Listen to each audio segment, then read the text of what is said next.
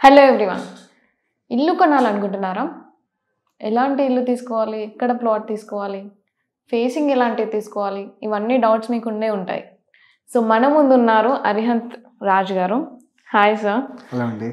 So మీరు numerologist, astrologer and also వాస్తు గురించి కూడా చెప్తామని విన్నారు. సో చెప్పండి సార్, ఇప్పుడు ప్రతి ఒక్కరు ఇల్లు కొనే వాళ్ళకి చాలా డౌట్స్ ఉంటాయి. లైక్ ఎక్కడ ఎలాంటి ప్లాట్ తీసుకోవాలి, ఎలాంటి ఫేసింగ్ తీసుకోవాలి అని చెప్పేసి. వాళ్ళకి మీరేం సలహా ఇవ్వదలుచుకున్నారు?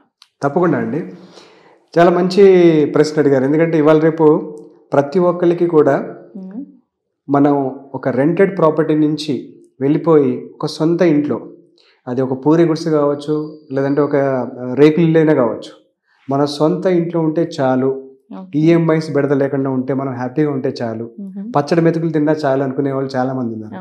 ఇప్పుడు ఎవరైనా సాధారణంగా అందరూ అలాగే కష్టపడి వాళ్ళ ఇల్లుని కట్టుకోవడం, లేకపోతే ఇల్లుని లోన్లో తీసుకోవడం, ఇదంతా జరుగుతుంది అనమాట.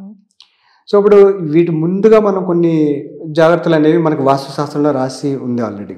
అది ఏంటి అంటే, మనం తీసుకునే స్థలం, ఖాళీ స్థలం కావచ్చు, లేదంటే ఒక విల్లా కావచ్చు, లేదంటే ఒక అపార్ట్మెంట్లో ఉన్న ఫ్లాట్ కావచ్చు, ఏదైనా పర్వాలేదు, అది ఒక రెసిడెన్షియల్ సంబంధించిన ఏరియా. అంటే నా ఉద్దేశం ఏంటంటే, దానికి దరిదాపుల్లో ఎలాంటి టెంపుల్స్ ఉండకూడదు. టెంపుల్స్ వల్ల ఏంటి ఏమవుతుంది అంటే, ఒక నెగిటివ్ ఎనర్జీ అనేది టెంపుల్స్ బయటికి ప్రొడ్యూస్ అవుతుంది. ఎందుకంటే ఇప్పుడు మనం ఎప్పుడైతే గుడి లోపలికి వెళ్తాం, గుడి లోపలికి వెళ్ళినప్పుడు ఏం చేస్తాం, మనం దేవుణ్ణి ప్రార్థించుకోవడం, మనలో ఉన్న నెగిటివిటీని రిలీజ్ చేసుకుంటాం. ఎందుకంటే గుడి అనేది చాలా పవిత్రమైన స్థలం. మనం చేసిన పాపాలు లేకపోతే మనం పుణ్యాలు ఏదో ఒకటి దేవుడికి చెప్పుకుని మనం మనలో ఉన్న ఒక నెగిటివిటీని రిలీజ్ చేసుకుంటూ వెళ్తాం.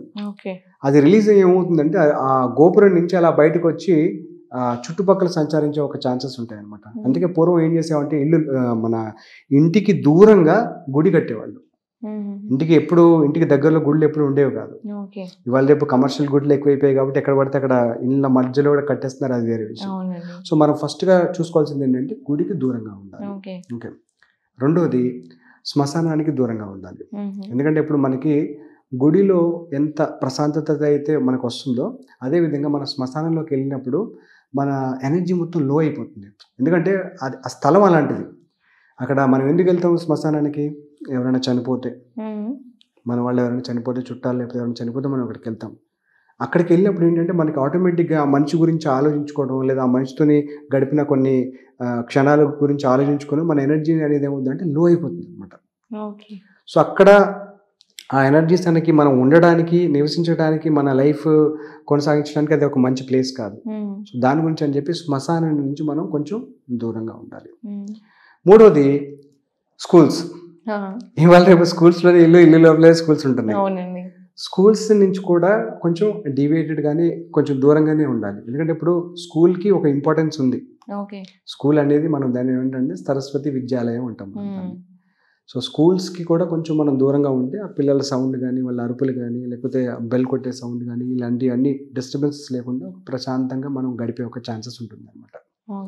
ఇలాగే ఒకటి గుడి అయిపోయింది, ఒకటి శ్మశానం అయిపోయింది. నెక్స్ట్ మూడోది వచ్చేసి స్కూల్స్ అని చెప్పాను, స్కూల్స్ కూడా అయిపోయింది.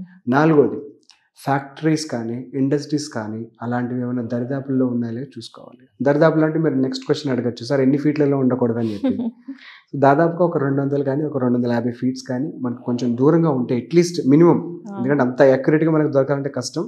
సో మినిమం అది కనుక మనం మేనేజ్ చేసుకోగలిగితే, ఆ లెక్కన మనం చూసుకోగలిగితే కనుక వీళ్ళకి ఇప్పుడు జనరల్గా ఒక ఫ్యాక్టరీ కానీ, ఇండస్ట్రీ కానీ ఉన్నప్పుడు ఏమవుతుందంటే, భూమిలో ఉన్న ఒక వాటర్ అనేది పొల్యూట్ అవుతుంది.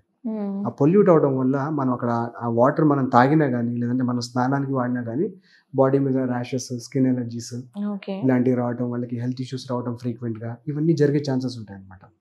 సో ఇవి మనం అవాయిడ్ చేయగలుగుతాం. సో ఇదొక స్కోప్ అనమాట. ఇంకోటి ఏంటి అంటే హాస్పిటల్స్.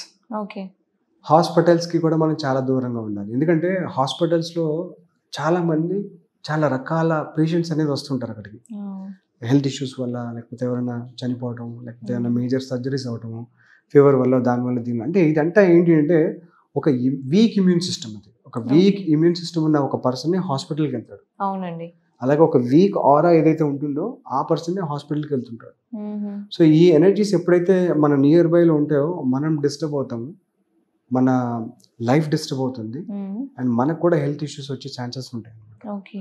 సో ఇవన్నీ కూడా మనం అవాయిడ్ చేసుకుని ఒక కొంచెం గాలి, కొంచెం వెలుతురు మనకి విరాళంగా వచ్చే ఒక స్థలంలో ఏదైనా సరే మనం ఖచ్చితంగా ప్లాట్ అనేది తీసుకోవచ్చు. ఓకే. మీరు ఇంకొక క్వశ్చన్ అడిగారు ఇందాక, ప్లాట్ ఏ డైరెక్షన్లో తీసుకుంటే అవునండి. అండ్ ఆల్సో ఈ మధ్య జనాలు కొత్త ఇల్లు కొనడానికి అఫోర్డ్ చేయలేక ఆల్రెడీ ఇప్పుడు కన్స్ట్రక్షన్ అయిన ఇల్లు ఎవరైతే ఇలా ఉన్నారు చూడండి, ఆల్రెడీ అందులో ఉన్న వాళ్ళు యూఎస్కి వెళ్ళే ముందు అది ఆ ఇల్లు అమ్మేసి వెళ్తుంటారు కదా.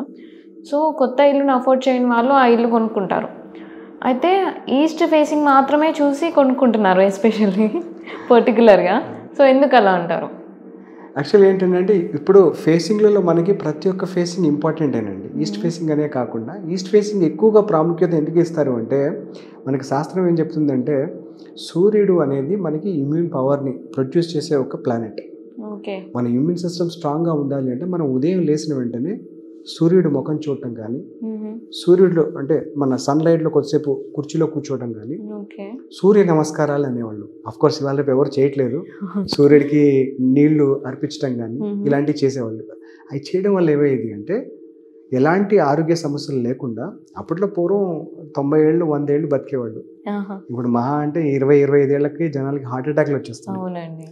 సో అది ఒక మేజర్ రీజన్ అనమాట. అంటే సూర్యుడి నుంచి మనకు వచ్చే ఒక ఇమ్యూన్ పవర్ ఏదైతే ఉంటుందో, ఇమ్యూన్ సిస్టమ్ పవర్ ఏదైతే ఉంటుందో అది బాగా డెవలప్ అవుతుంది. ఎలాంటి ఆరోగ్య సమస్యలు ఉండవు. అది కాకుండా కొందరు ఏంటంటే కొందరు ఉంటారు కదా, శాస్త్రంలో ఉండే ఒక పెద్దవాళ్ళు, వాళ్ళు ఏంటంటే ఈస్ట్ ఫేసింగ్ బాగుంటుంది అని చెప్పి ఒక అందరికీ ఒక మైండ్లో ఇది ఫీడ్ చేసి పెట్టారనమాట. అపోహ లాంటిది ఫీడ్ చేసి పెట్టారు. అంతేగాని ఫేసింగ్లో ఇదేని కాదు, ప్రతి ఒక్క ఫేసింగ్కి ఒక్కొక్క ఇంపార్టెన్స్ అనేది ఉంది. మనం ఇర్రెస్పెక్టివ్ ఆఫ్ ఫేసింగ్, అది ఈస్ట్ వెస్ట్ నార్త్ సౌత్ ఏదనేది పక్కన పెడితే, నేను చెప్పిన విధంగా ఇవన్నీ దగ్గరలో లేకుండా కనుక మనం చూసుకుంటే కనుక చాలా బాగుంటుంది. ఇంకోటి ఏంటంటే చెరువులు కానీ బావుల్లో కానీ ఈ మధ్యన వెంచర్స్ కట్టేస్తున్నారు. వాటిల్లో కూడా బిల్డింగ్స్ కట్టేస్తున్నారు. అది చెరువు లేకపోతే శ్మశానం ఏంటి అనేది తెలియదు. సో ఏంటంటే అక్కడ మనకి ఆ చుట్టుపక్కలలో మనం అబ్జర్వ్ చేస్తే కనుక ఎలాంటి డంప్ యార్డ్స్ లేకుండా బాగానే ఉంది, అక్కడ ఉన్న ప్లాట్ కానీ అక్కడ ఉన్న ప్రాపర్టీ కానీ బాగానే ఉందని చెప్పి మనకు ఒక కాన్ఫిడెన్స్ ఉంటే అదొక ఇండిపెండెంట్ హౌస్ కావచ్చు, విల్లా కావచ్చు, లేదా అపార్ట్మెంట్లో ఫ్లాట్ కూడా కావచ్చు, మనం తీసుకునే ఒక ప్రయత్నం చేసుకోవచ్చు. కాకపోతే ఏంటంటే కొంచెం చిన్న చిన్న జాగ్రత్తలు అనేవి తీసుకోవాలి ఖచ్చితంగా.